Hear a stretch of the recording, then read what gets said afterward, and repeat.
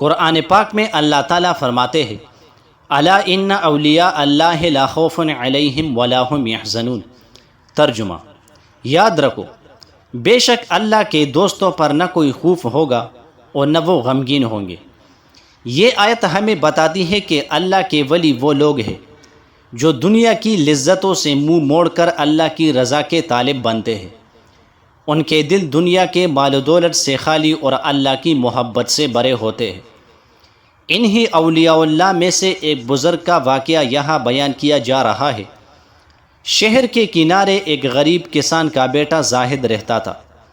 غربت کی سختیوں نے اس کی زندگی کو مشکلات سے بھر دیا تھا، لیکن بچپن ہی سے اس کی عادت تھی کہ رات کو سب سو جاتے تو وہ چپ کے آسمان کو دیکھتا اور کہتا، اے میرے خالق، اگر تو ہے تو مجھے اپنا بنا لے، مجھے دنیا والوں کے سہارے کی ضرورت نہیں۔ یہ وہ معصوم دعا تھی جس نے اس کے دل میں اللہ کی محبت کے بیج بو دیے۔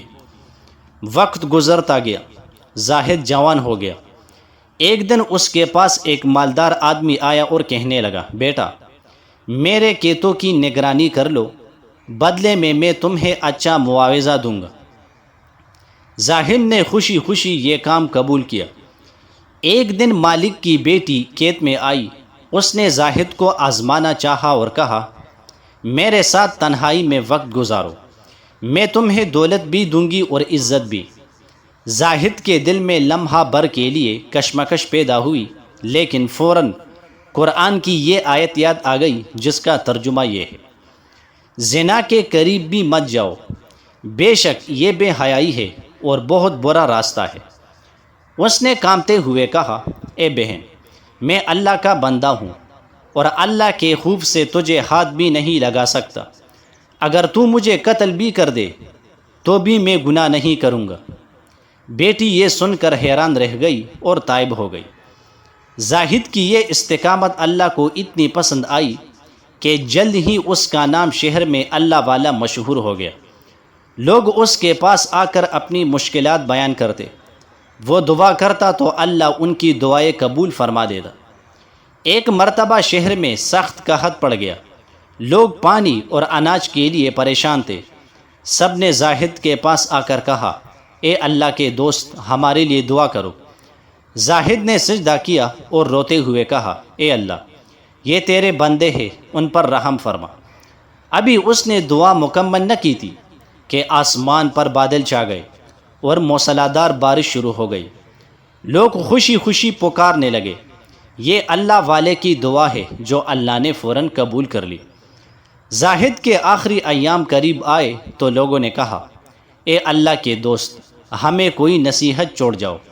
زاہد نے آنکھیں بند کیے اور یہ آیت تلاوت کی جس کا ترجمہ یہ ہے، یہ دنیا کی زندگی کھیل اور تماشے کے سوا کچھ نہیں۔ اگر تم ایمان لاؤ اور تقوی اختیار کرو تو اللہ تمہیں تمہارے اجر دے گا۔ پھر آہستہ سے کہا، لوگو، دنیا کی دولت اور خواہشات کے پیچھے مت بھاگو، اصل عزت اللہ کی رضا میں ہے۔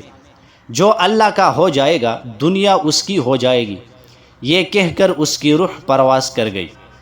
اللہ والوں کی اصل پہچان ان کی اللہ سے محبت اور گناہوں سے دوری ہے۔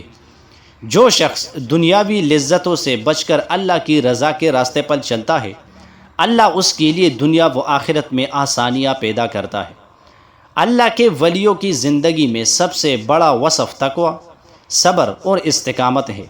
اللہ تعالیٰ قرآن میں وعدہ فرما چکا ہے، جو میرا ولی ہوگا میں اس کا مددگار ہوگا۔ یہ واقعہ اللہ والے کی زندگی کا عکس ہے، نہ صرف ایک قصہ بلکہ قرآن و سنت کی روشنی میں سبق آموز پیغام ہے۔